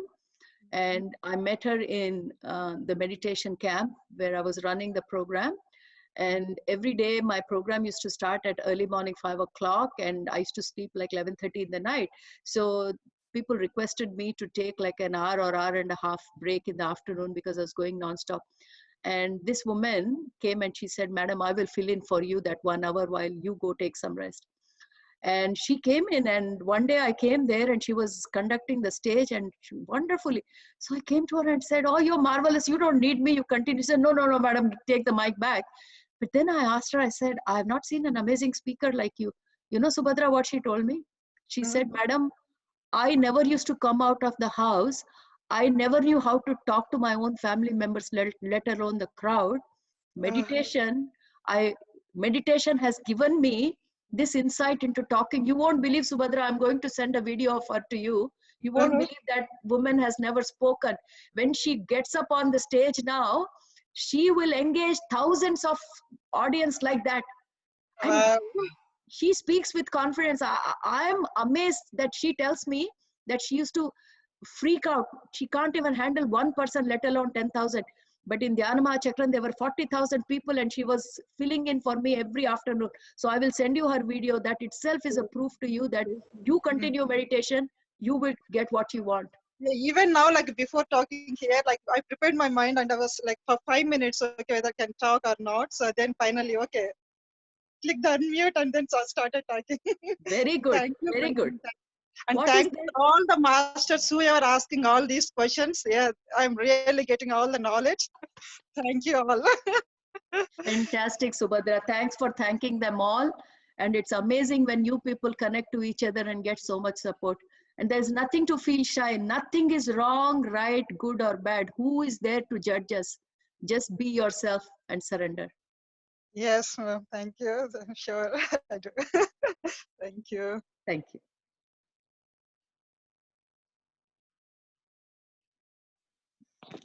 Ma'am, this is Kalpana again. I just Hello, want to Kalpana. add to what Subhadra madam was saying. Yeah, go I ahead. actually started meditation from past 2 years. Previously, I used to escape every time saying that I can't wake up in the morning, wake up in the morning. But from past 1.5 year, I never kept an alarm. Oh, Every day morning at 5 o'clock, either it is a dream or any master, they will wake me up and I'll do the meditation from 5 to 6. So wow. I stopped. I Wow. stopped having alarm for meditation. Beautiful. That is that is one thing I learned. I was like really surprised when everybody used to tell me, but these days I can feel that I don't need alarm at all. And for Yes. any meditation classes, it's like, okay, it's time. You need to join that. You need to join that. You guys are amazing. I mean, I keep seeing your posts on the groups and stuff, and how much priority you're giving for your self growth. Wonderful, Master Kalpana. I'm so impressed. Thank So impressed. We are very blessed to have you, ma'am, because you are teaching us lot of things and correcting ourselves and the surrounding. That is the main thing which I'm learning, and I'll be doing that. So thank you to you. First thing I have to say thank you. And Thank to you. all the masters, as everybody are saying, that after the session, what you teach us, it's like, okay, let's the student fire the questions now. We need to learn from the student questionnaire kind of thing. So it's really wonderful sessions these. Now I'm like, okay, every Saturday I have to make sure I join this and listen to these conversations. Fantastic, Amma. Thank you so much. Thanks for all your energy, Kalpana. Thank you very much. Thank you.